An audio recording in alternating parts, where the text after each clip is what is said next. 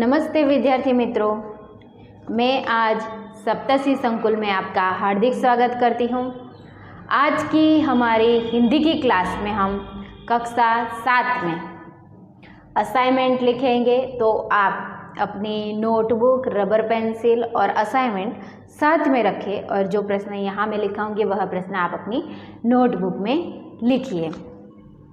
तो आज हम समय सारणी जो हमारा पाठ 9 है उनका असाइनमेंट लिखेंगे। तो आप अपनी नोटबुक में उनका जो पहला प्रश्न है उनका हेडिंग कीजिए, निम्नलिखित प्रत्येक प्रश्नों के लिए सही विकल्प चुनकर लिखिए। तो हमारा जो पहला विकल्प है वह आप अपनी नोटबुक में लिखिए, काले रंग से लिखित रूठ का क्या मतलब होता है। उनके ऑप्शन आप लिखिए, ए लोकल बस, बी एक्सप्रेस बस, सी एक्स्ट्रा बस या डी रिजर्वेशन बस। तो यहाँ पे जो हमारा उत्तर है वह आएगा ए लोकल बस। ए लोकल बस। अब हमारा जो दूसरा विकल्प है वह आप नोटबुक में लिखिए, खाने पीने की वस्तुओं पर हरे रंग के चिन्ह क्या अर्थ है। ऑप्शन लिखिए, ए चाइनीज़ी, बी शाकाहारी, सी पंजाबी या डी मांसाहारी। तो यहाँ पे हमारा जो उत्तर है वह आएगा बी शाकाहारी।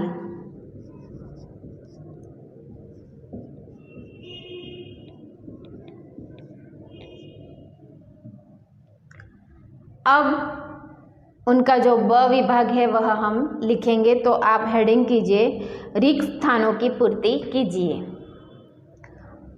उनकी जो पहली खाली जगह है वह आप लिखिए नोटबुक में, खाने पीने की वस्तुओं पर मांसाहारी पदार्थ का सूचक खाली जगह रंग है।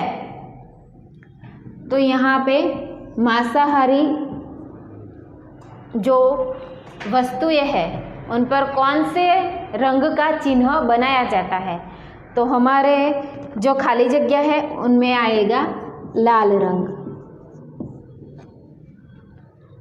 अब दूसरी जो खाली जगह है वह लिखिए, लालटेन और स्टोव जलाने के लिए खाली जगह के तेल का उपयोग करते हैं। आपने लालटेन और स्टोव तो देखा ही है, उनको जलाने के लिए उनमें कौन सा तेल डालना पड़ता है।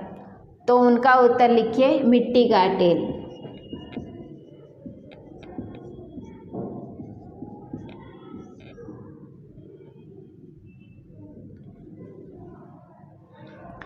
मिट्टी का तेल जो आप केरोसिन भी उसे कह सकते हैं। अब हमारा जो क विभाग है वह लिखेंगे, सही वाक्यांश चुनकर पूरा वाक्य फिर से लिखिए। तो पहला वाक्य है वह आप लिखिए, एक्स्ट्रा बसें कब जाएगी। उनके ऑप्शन है वह लिखिए, ए हर अमावस्या के दिन, बी हर बीज के दिन या सी हर पूनम के दिन। तो यहाँ पे हमारा उत्तर आएगा सी हर पूनम के दिन। अब आप हेडिंग कीजिए, उनका जो द विभाग है वह लिखेंगे, निम्नलिखित प्रश्नों के उत्तर एक एक वाक्य में लिखिए। तो पहला जो प्रश्न है वह आप नोटबुक में लिखिए, क्या आप कोई भी बिल का टोटल मूल्य जांचते हैं। तो उनका उत्तर लिखिए। हाँ, मैं हमेशा किसी न किसी बिल का टोटल मूल्य जांचता हूँ। अब दूसरा जो प्रश्न है वह लिखिए, हमें बिल का टोटल मूल्य क्यों जांचना चाहिए? तो उनका उत्तर लिखिए, हमें बिल का टोटल मूल्य जांचना चाहिए क्योंकि बिल में लिखी गई रकम सही है या गलत, उनका मूल्य सही है या गलत, उनकी पहचान हमें अच्छी तरह से हो सके, इसलिए हमें बिल का टोटल मूल्य जांचना चाहिए।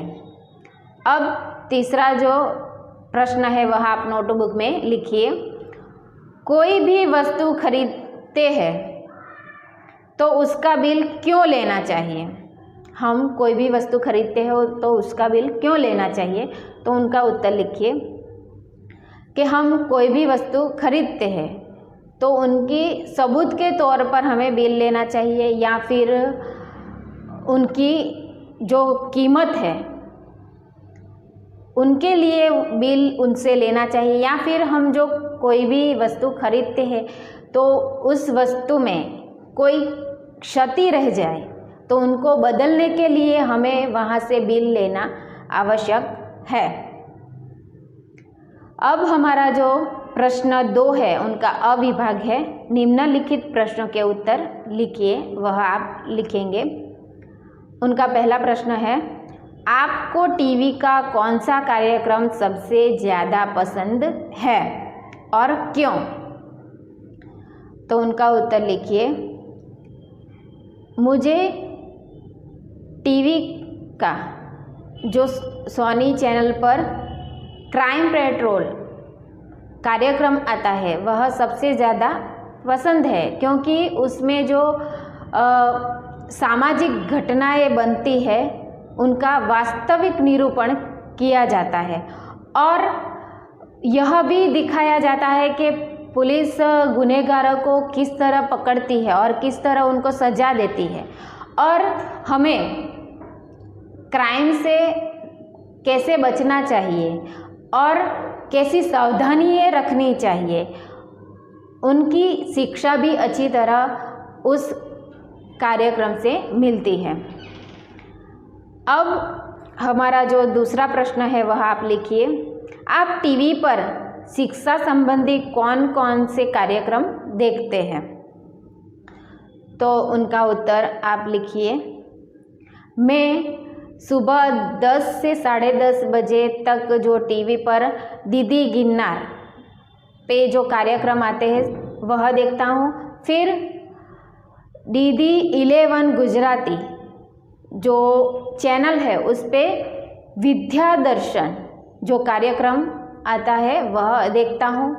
बाद में दूरदर्शन चैनल पे जो गणित और विज्ञान के जो प्रोग्राम दिखाए जाते हैं वह देखता हूँ। उनके अलावा डिस्कवरी चैनल पर जो समाज के जो घटनाएं है वही दिखाई जाती है वह देखता हूँ। फिर बाद में टाइम्स नाउ पे न्यूज़ देखता हूँ। ऐसे कई चैनलों पर मैं शिक्षण के जो प्रोग्राम होते हैं वह मैं देखता हूँ। अब तीसरा जो प्रश्न है वह आप लिखिए, आप अपने टीवी पर प्रसारित होने वाले कार्यक्रम जो होते हैं उनका मेनू कैसे देखेंगे? तो उनका उत्तर आप लिखिए, मैं अपने टीवी पर प्रसारित होने वाले कार्यक्रमों का मेनू इस तरह लिखूंगा। पहले तो उस टीवी चैनल को देखूंगा, फिर उन टीवी चैनल पर कौन सा कार्यक्रम किस समय पर आता है उसका एक मेनू बनाऊंगा। इस तरह उस चैनल का जो मेनू है वह उस कार्यक्रम के दौरान मैं बनाऊंगा। ठीक है, अब हमारा जो गद्य 9 समय सारणी, उनके जो सारे प्रश्न थे वो मैंने आपको सारे लिखा है। तो आप ये सारे प्रश्न अपने नोटबुक में लिखिए और घर पे उसका जो अभ्यास है वह अच्छी तरह से करिए। तब तक के लिए जय हिंद, जय भारत, अस्तु।